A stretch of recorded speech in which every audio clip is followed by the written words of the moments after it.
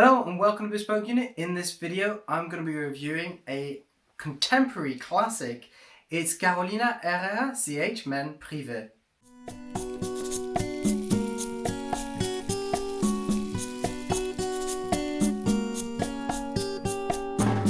As with all our fragrance reviews, this one will be conducted using the Bespoke Unit Fragrance Formula, a quantifiable review matrix that you can use for your own fragrance reviews. Simply look in the description where you'll find a link which will take you to a guide which teaches you how to use it and provides you with blank copies for your own reviews at home. Carolina Herrera's CH Men Privé was released in 2015 and came to much critical acclaim. You probably notice a couple of other YouTubers bang on about it constantly, incessantly, and say that it is the most sexy, the sexiest fragrance known to date.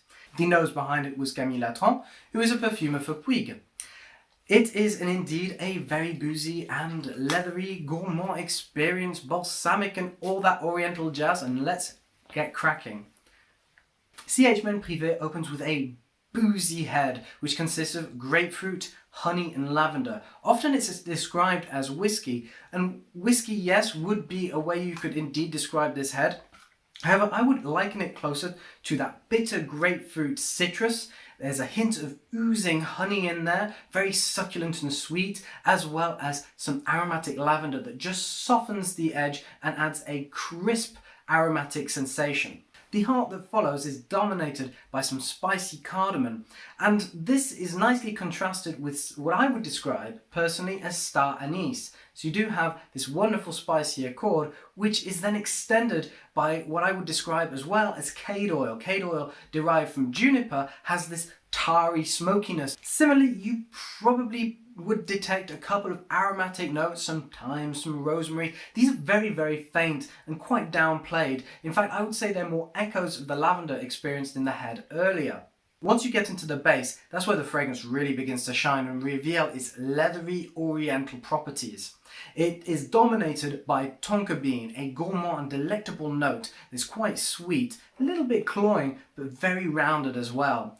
This is accompanied by benjoin, which is a resin with a balsamic character and a slight vanilla essence. Meanwhile, there's a distinctive agarwood note, which has a rich balsamic presence with a very overt woodiness. Overall, this accord is quite reminiscent of leather, and if you take into account the cade from the heart, as well as the boozy head, it creates this overall accord of leather, whiskey and oriental incense. CH Men Privé has a life cycle that you'd probably regard as relatively simplistic and classically structured. It's very conventional. However, there are some intriguing nuances where you have notes from the head and from the heart that are still communicating and interplaying with the base, which creates this overall accord that extends throughout the whole experience. Even once you're at the skin scent, you're still experiencing some of the booziness of the whiskey, as I mentioned earlier, some of the spiciness of the heart, the smokiness, and then you're still enjoying the oriental balsamic characteristics of the base. That being said, it does have a performance that leaves a little wanting. The sillage is quite understated, while the projection is quite tight. You only get a small scent bubble. This can be worn to your advantage though. You can apply carefully and ensure that they're at a distance. It only gives a hint of the fragrance and it lures and it really draws people closer to you so you can experience the fragrance in its full potential.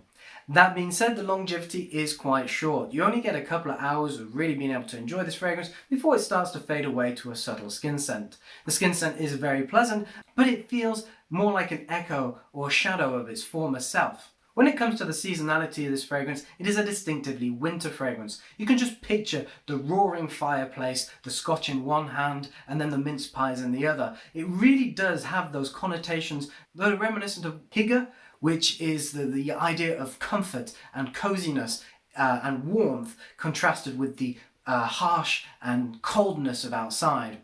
You could probably wear this in the late fall as well. However, I'd refrain from wearing it during the spring and summer. Given the heaviness of the balsamic characteristics, it might be a bit hard to wear and quite cloying as well. When it comes to the third-party feedback of this fragrance, it is a cult classic and it has had extremely positive critical acclaim.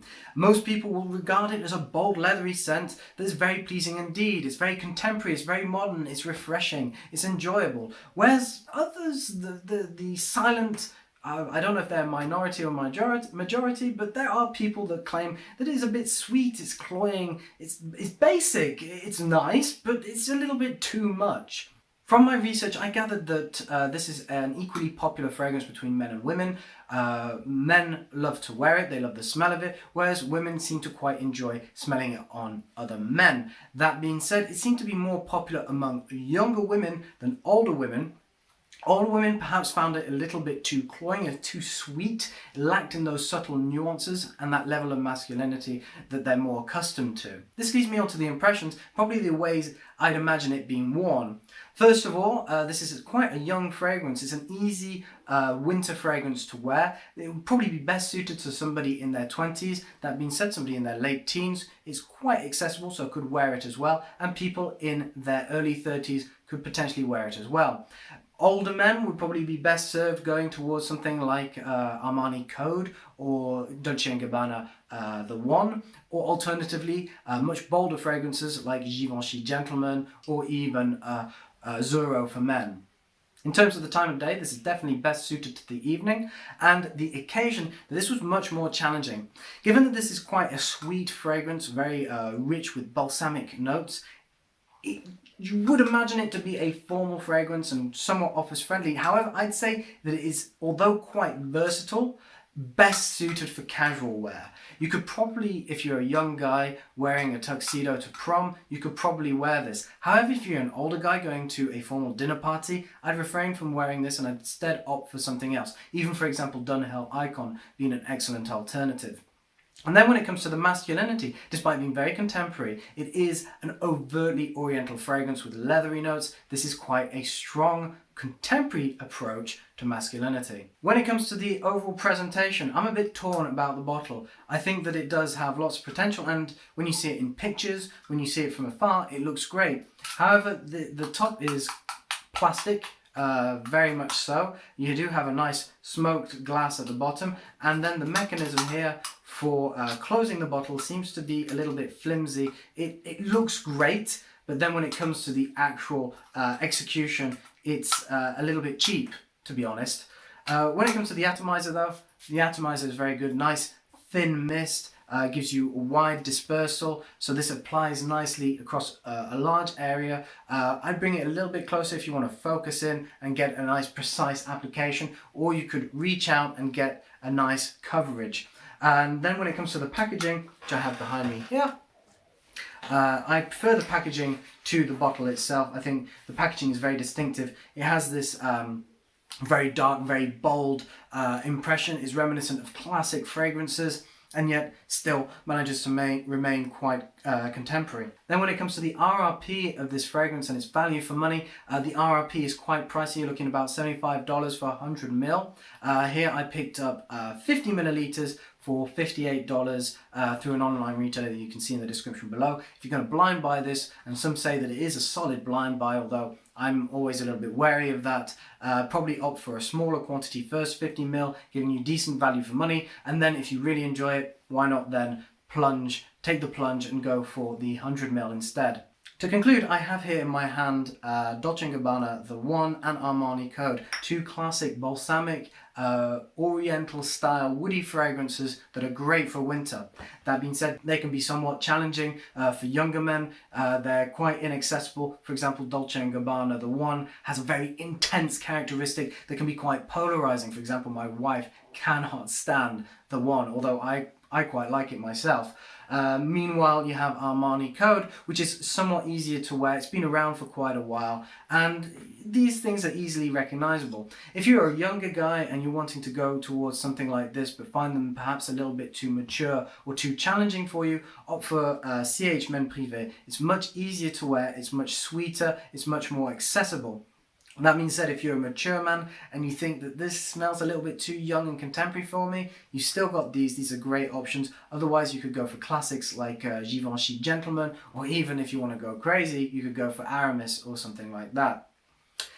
Nevertheless, CH Men Privé is an iconic contemporary fragrance. It is experiencing quite the buzz, or it did experience it a couple of years ago, and understandably so. I think this is a fragrance that can still be worn. It's not one that has become a victim of its own success, like for example Dior Sauvage. Not a lot of people are wearing this, so you could certainly buy it and distinguish yourself and have your own identity by carrying this during those cold winter months. That's all from me today. I hope you've enjoyed this video. If you have, don't forget to subscribe, like, and leave a comment. We'd love to hear from you if you have any questions or comments about this fragrance. Otherwise, until next time, head to bespokeunit.com and see all the other men's lifestyle subjects that we cover. We cover a whole load of stuff, so I'm sure there'll be something that you'd enjoy. Until then, take care.